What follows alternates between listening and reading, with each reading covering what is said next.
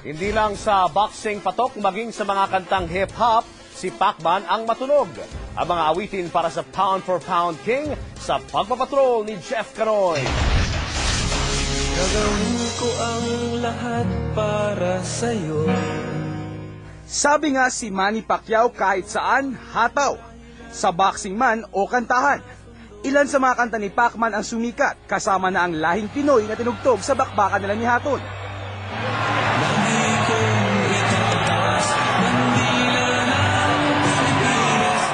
Pero kahit sa mundo ng hip-hop, matunog si Pacquiao.